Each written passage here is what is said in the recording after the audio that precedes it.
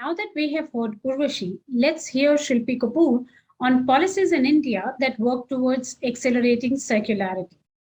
Shilpi is a trained economist and has over 12 years of experience in interdisciplinary policy research on a wide range of issues, including resource efficiency, circular economy, and natural resource management.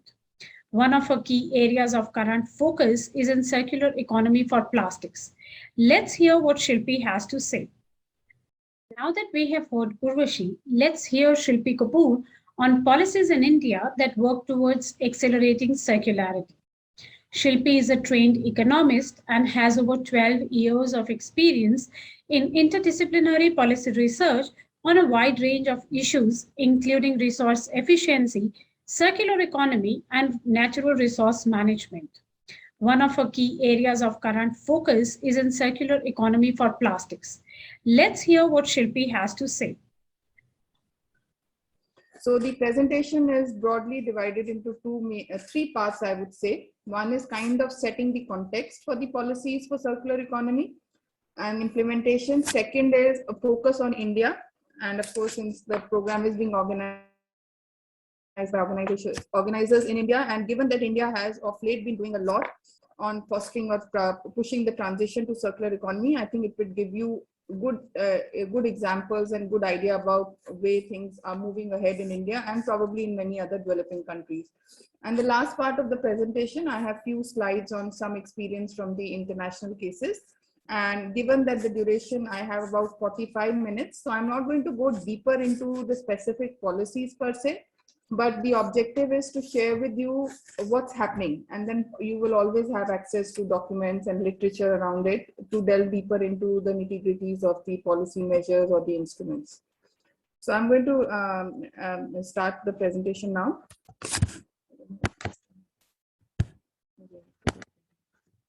Yeah, so in terms of the transition to circular economy, what is important and is also has been recognized well is that it needs to be looked at as an approach, as an economy-wide approach. So yes, sectors and subnational levels or etc. play a role, but it's important to first focus on it as an economy-wide issue. And then the sectors can come in and the subnational levels like your local or the state levels can come in to support this transition or the implementation of policy measures. So it requires a comprehensive set of policy measures at the macroeconomic level and at the sectoral level. In terms of when the transition to circular economy is being thought about in context of policy, it's also important to recognize that there is a lot of potential to generate economic, social, and environmental benefits if the policies are well designed. So trade-offs can certainly be minimized. So say there's a policy which is trying to focus on recovering waste from recovering value from waste, so say end of life, there's a lot of potential to also bring in the informal sector, integrate them to generate social benefits for them, to generate economic benefits. And also, like I'm assuming the last topic discussed a bit on the business models, that there's potential to create a lot of these business models which can generate again economic, social, and environmental benefit. Also, when when the economy or the country or at the other levels are thinking of designing policy for transition to circular economy or fostering the transition, it's important that it is the synergies of circular economy with climate change is well recognized. And there's a very recent report which has come about, which also, I mean, there are many reports which talk about this interlinkage. I read about one yesterday, which is, I think, on plastic. It's, I think, published by some agency in the US, where they're saying how plastics, in fact, could become the largest GHG emission generator. So again, it's important to also look at the linkages between how fostering of circular economy could also impact the generation, the GHG emission levels, help in fact reduce them.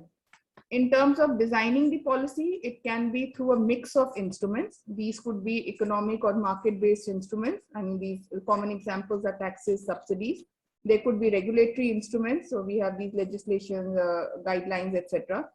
Information-based and voluntary approaches play a key role. I mean, for consumers in particular, for them to encourage them to foster or move towards circularity or bring in behavioral change, information-based instruments can actually play a key role. Environmental labeling is one such example.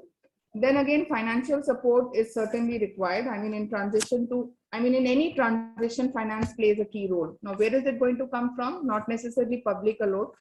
It has to be a combination of public and private.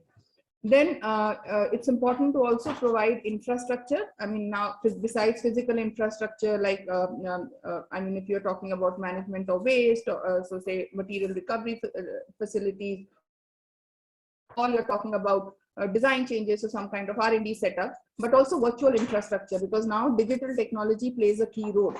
So it's important to also have instruments, policies focusing around creating this kind of infrastructure. And collaborations and partnerships needs to be promoted, because they ultimately will kind of help in, I mean, effect in implementation of a lot of these instruments. Sorry. Yeah. Some kind of policy instruments which are playing a key role. I mean, in India too, the focus is there, particularly on extended producer responsibility, green public procurement, and then linking them with the entire life cycle. So when we talk about extended producer responsibility, so bringing in the brands or the companies, not just for managing waste, but also bringing about design changes, moving towards circular designs, reuse of material, use of recycled material, etc. Partnerships, as I mentioned, collaborations and partnerships play a key role. Another element which is important is the material flow accounting database, because till you don't know where the material in the economy is flowing, it's very difficult to come up with measures which can foster circularity or enable the change from linear to circular flow. So material flow accounting database, I mean, that plays a key role, and of course, communication campaigns, generating information.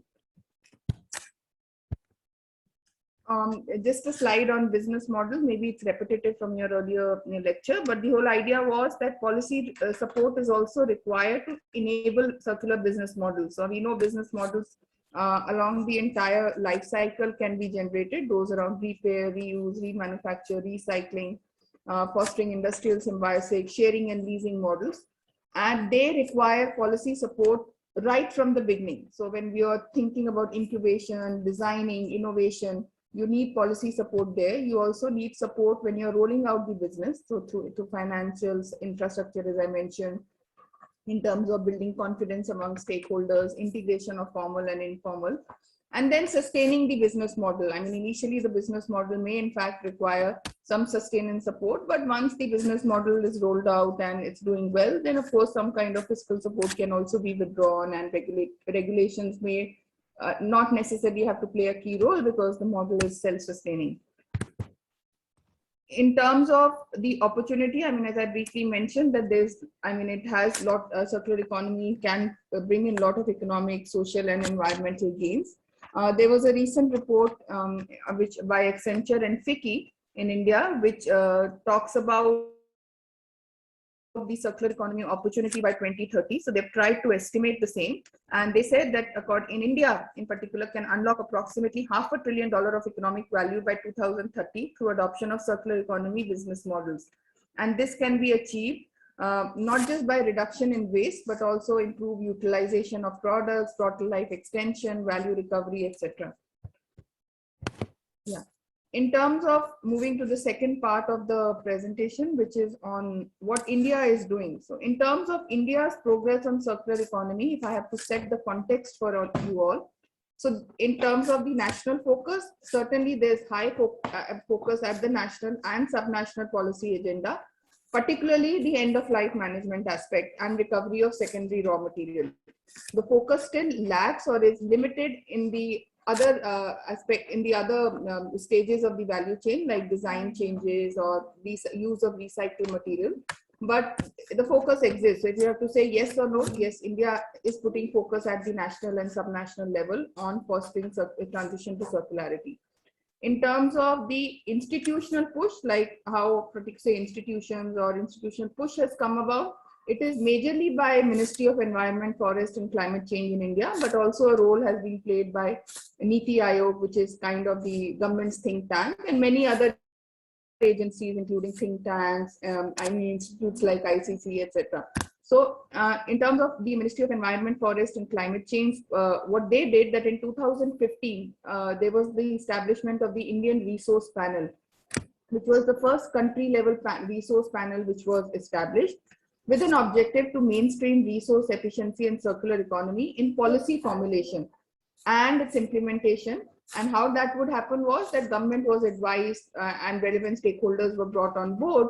And I mean, these issues were discussed, dialogues were initiated, and the panel tried to raise the issues importance on the political agenda.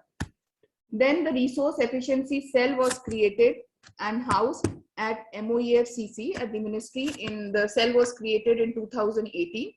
The cell had the specific functions in terms of formulating policy, and they also took the lead in drafting India's national resource efficiency policy, which I will also discuss later.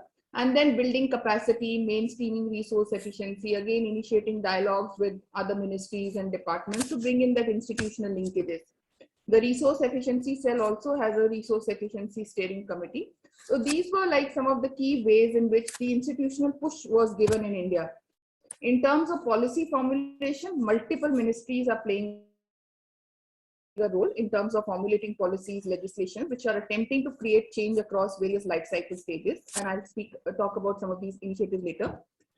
In terms of approach, it's of course, it includes regulatory frameworks, it includes policies,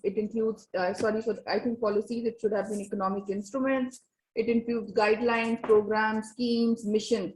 Again, many of these schemes, missions, programs are not necessarily with the only objective of fostering circular economy. They have broader agenda, but circular economy again becomes a key element. In terms of the international dialogue and collaboration, again, India is at the forefront. In July 2020, the European Union and India adopted a joint declaration to establish a India-European Union Resource Efficiency and Circular Economy Partnership with an objective to support and strengthen dialogue and cooperation between European Union and India in these areas. And EU has a lot of examples, a lot of these good practices which India can learn from, and through these dialogues, this is happening. India is also a member of the G20. As member of the G20, has participated in the G20's resource efficiency dialogue that was established in 2017 under the German presidency, and it continues to be a part of that dialogue. And the left-hand side figure is basically that the recognition around focusing on the entire life cycle stage, all the life cycle stages is also there in the policy. But yes, there is still lack of integration or a more holistic approach, which is what needs to be pushed forward, given that India is such a large country and circular economy can have tremendous potential and implications for its growth.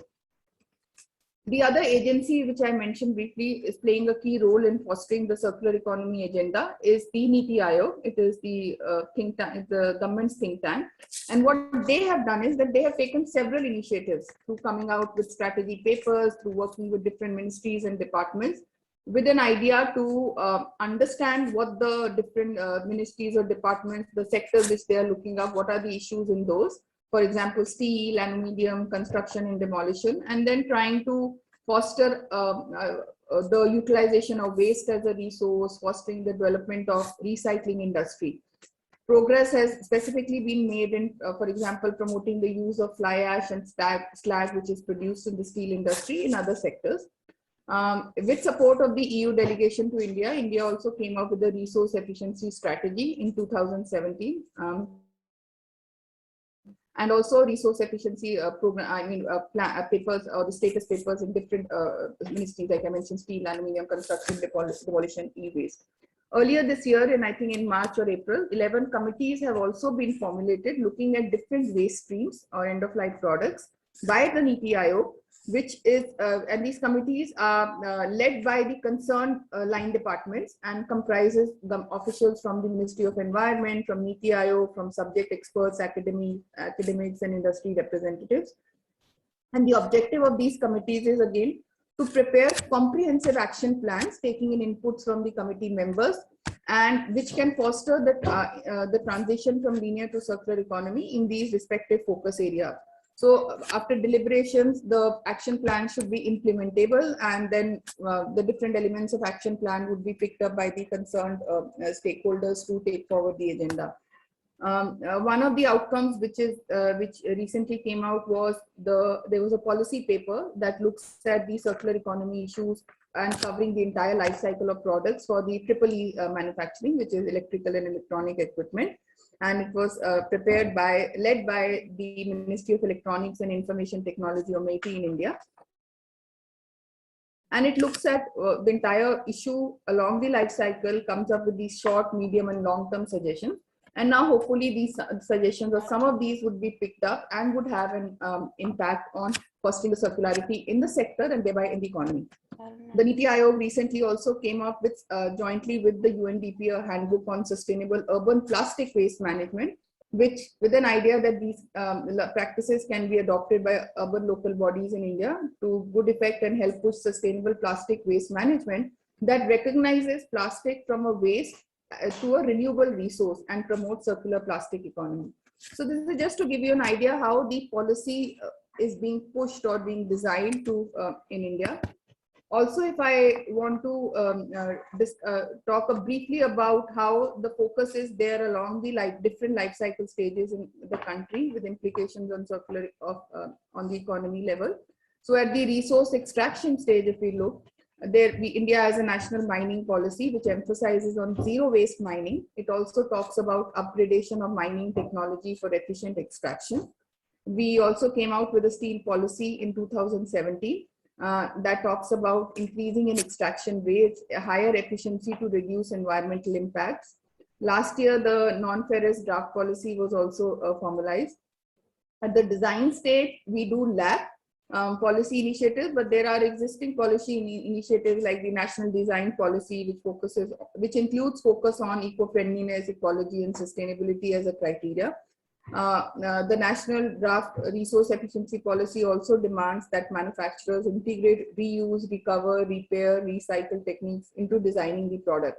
But again, we have limited coverage as of now on the design aspect.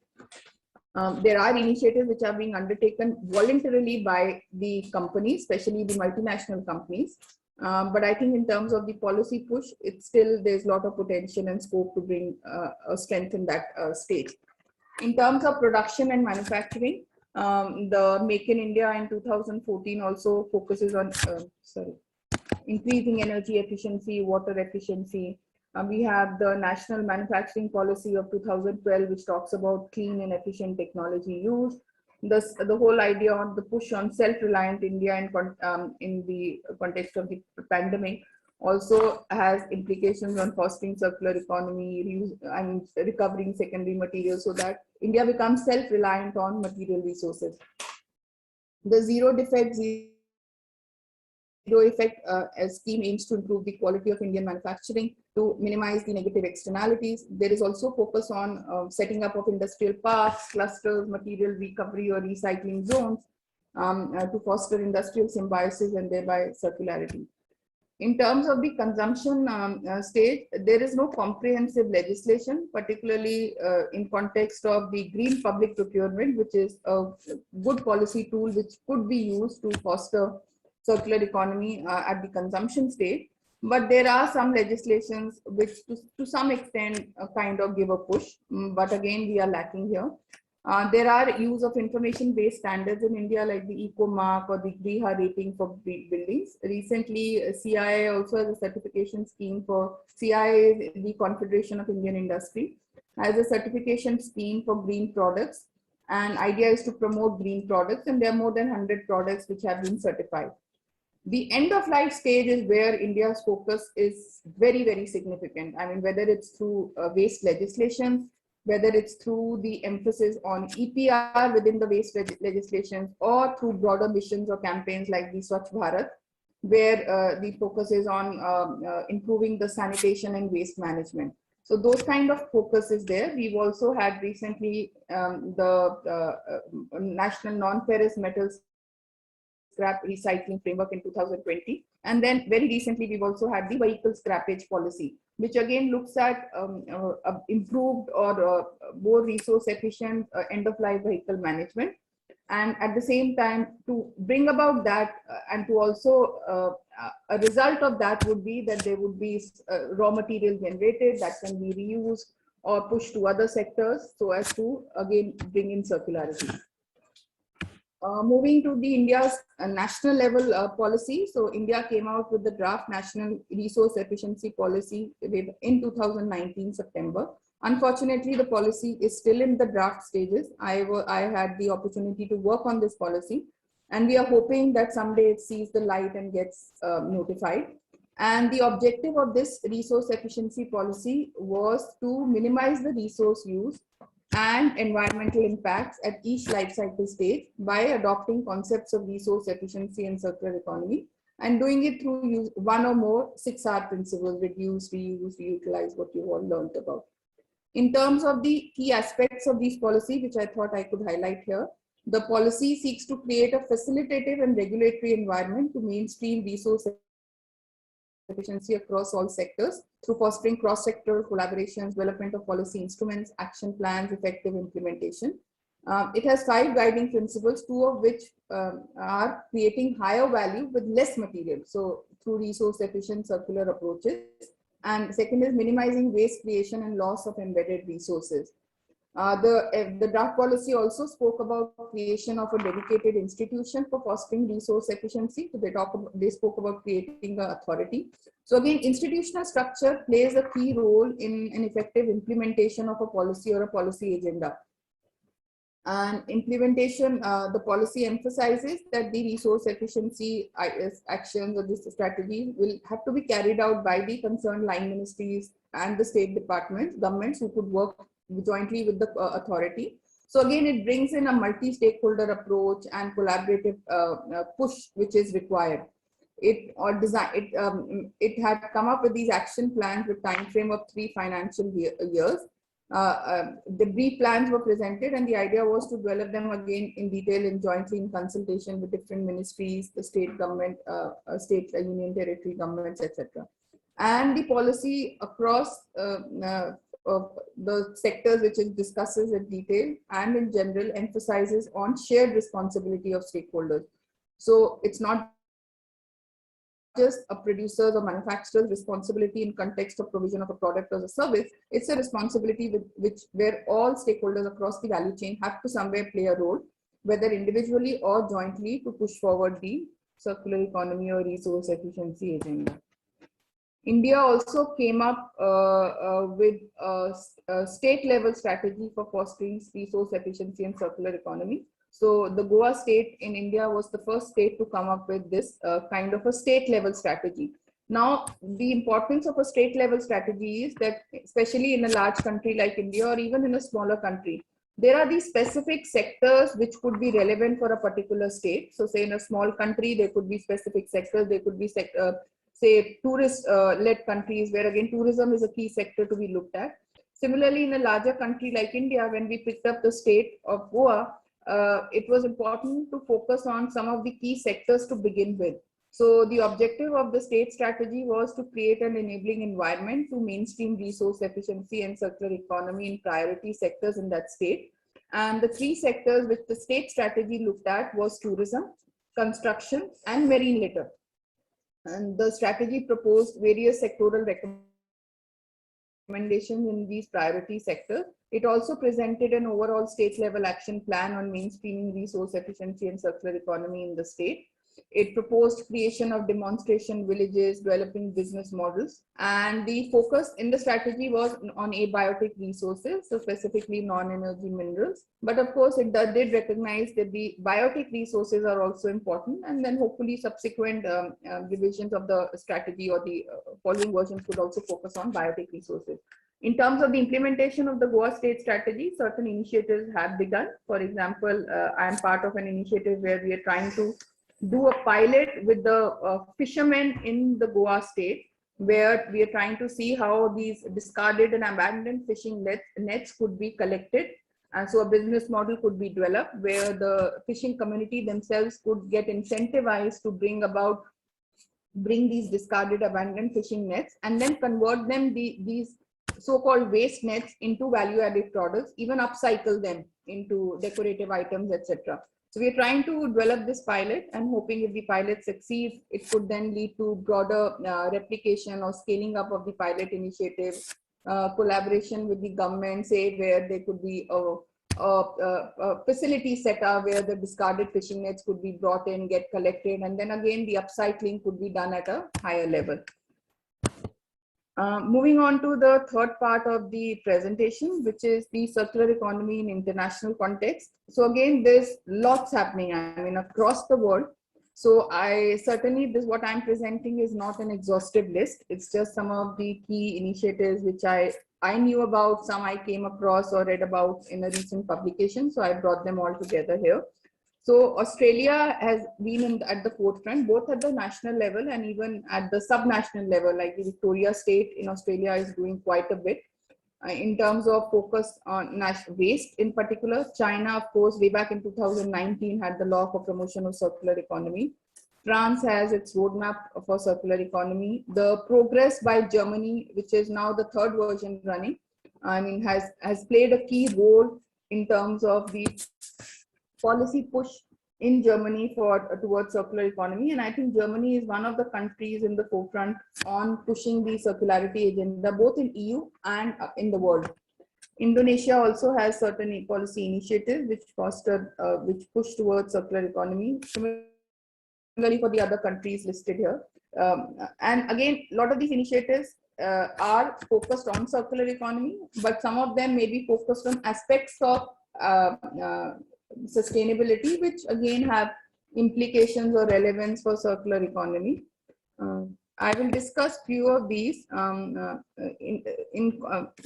EU came out with a Green Deal, which is kind of presenting a roadmap for making the EU's economy sustainable by turning climate and environmental challenges into opportunities and fostering the just transition. So again, one knows that in transition to say, in any transition, there could be social implications, and it's important that the transition can be made as just as possible and as inclusive. So the Green Deal aims to boost the efficient resource of resources by moving to a clean and circular economy, stop climate change, reverse biodiversity loss, and cut pollution. Outlines investments and needed and financing tools available. It covers different sectors of the economy, notably transport, energy, agriculture, and provides an action plan to boost the efficient use of resources by moving again to clean circular economy. The new circular economy action plan for a cleaner and more competitive Europe. The plan also again was a more future-oriented agenda for achieving a cleaner and more competitive Europe. It aims at accelerating the transformational change which is required by the European Green Deal, while building on circular economy actions implemented since 2015. So EU, again, as I mentioned, Germany, Norway, many other countries are already doing a lot in context of fostering circularity. Again, the new circular economy action plan presents a set of interrelated initiatives to establish a strong and coherent product policy framework that will make sustainable products, services, foster business models, etc.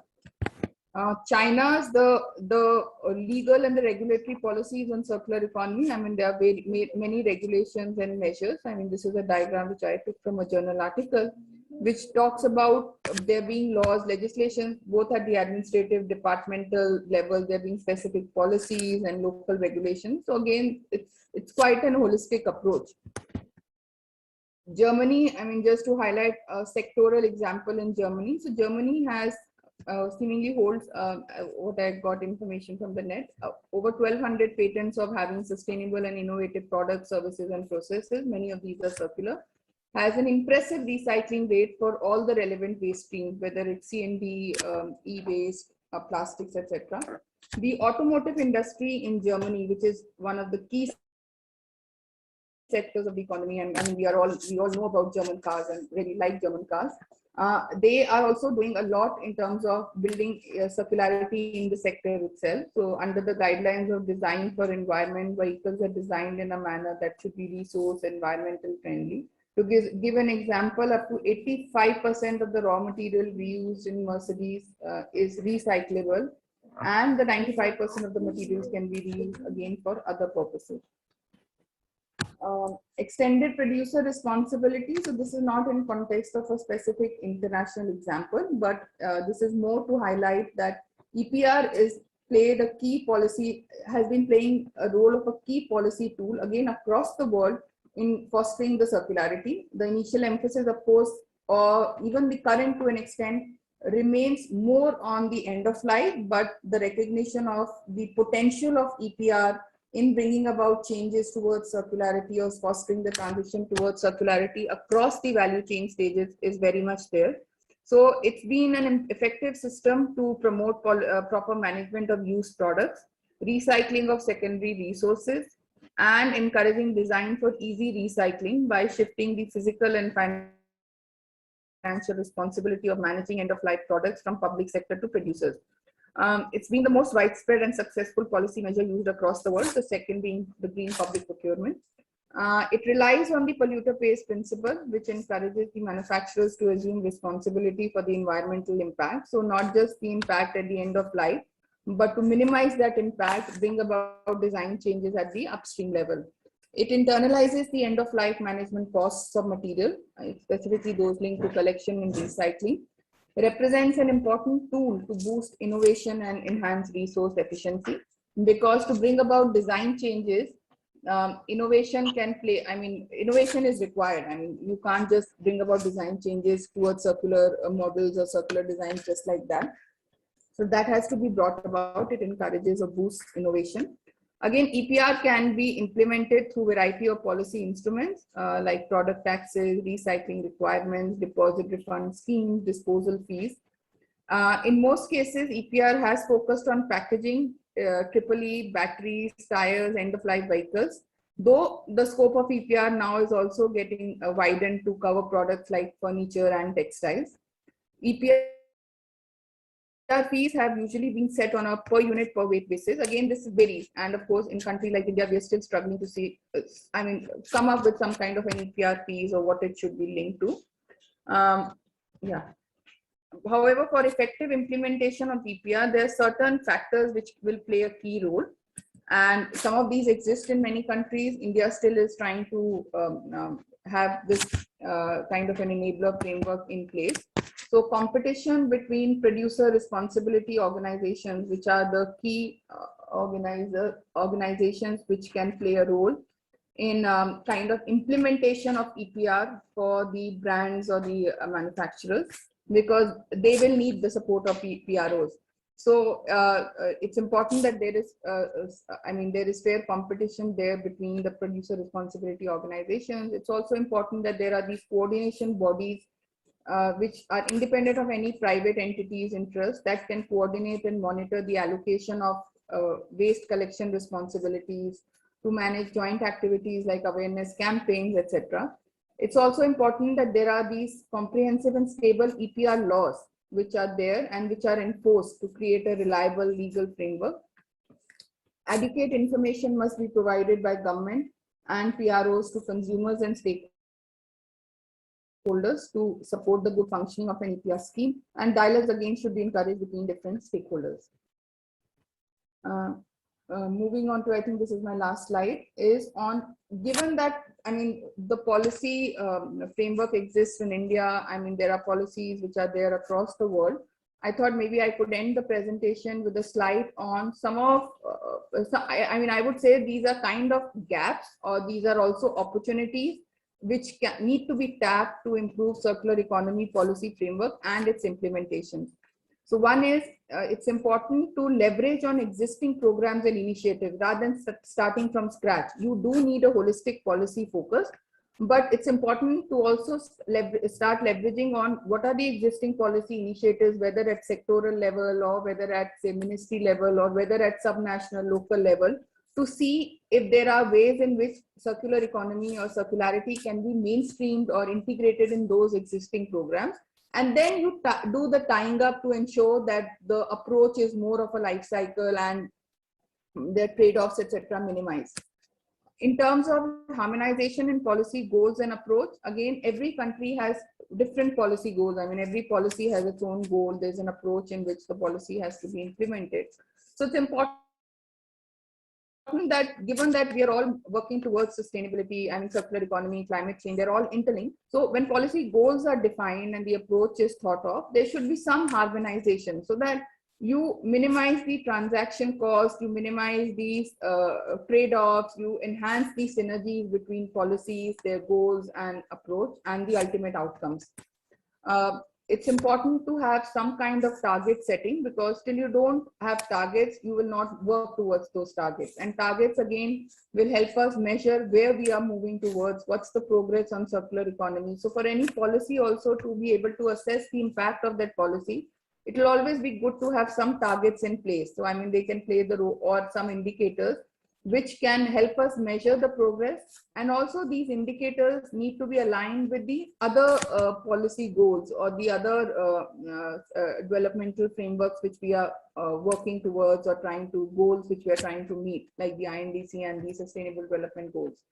Budgetary provisions again will play a key role. I mean, but as I mentioned earlier, it's not just the budget, public sector funding which will play a role. The private sector has to step forward.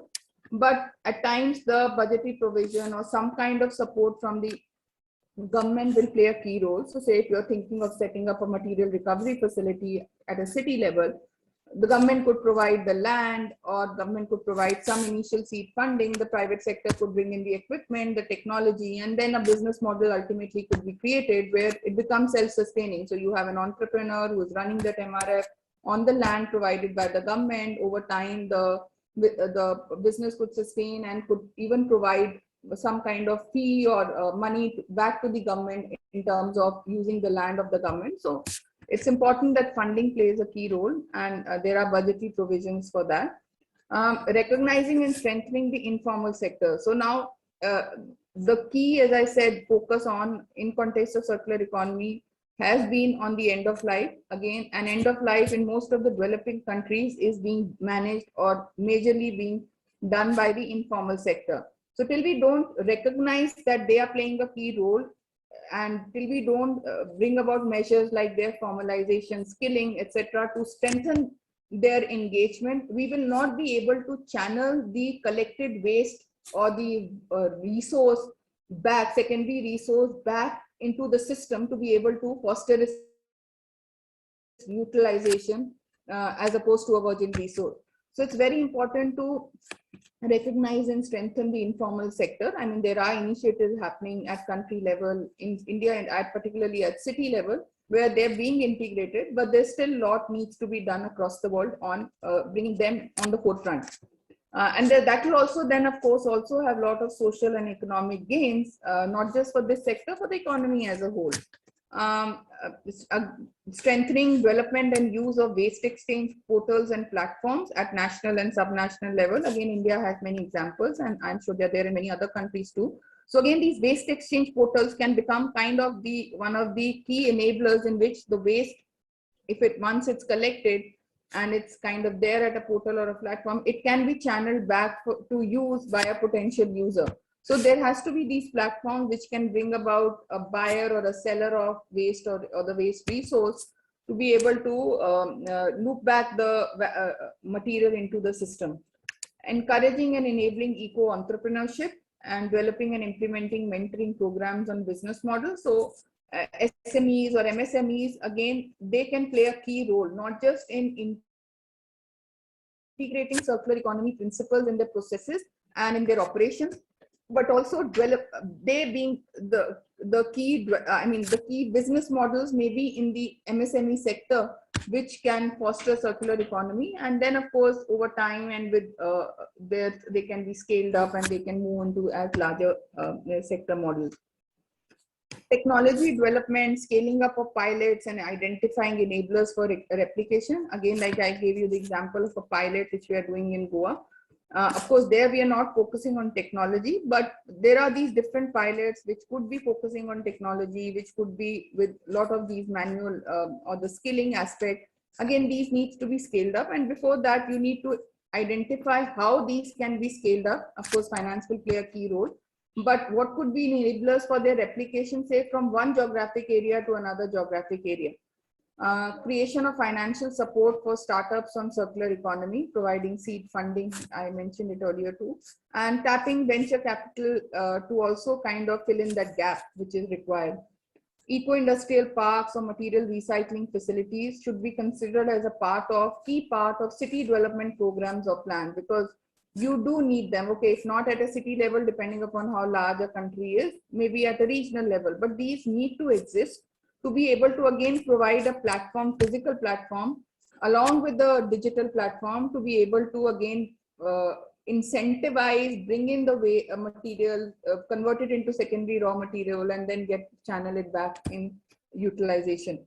Eco-town schemes like practice in Japan, where cities and citizens are linked for secondary raw material recycling, and supporting development of technologies to foster co-processing of waste. I mean, now processing of waste is happening for different waste streams.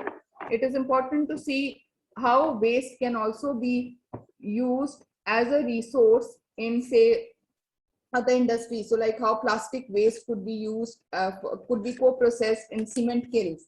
So, I mean, these kind of aspects in the policy framework need to be focused on. Yeah, so this is from my side.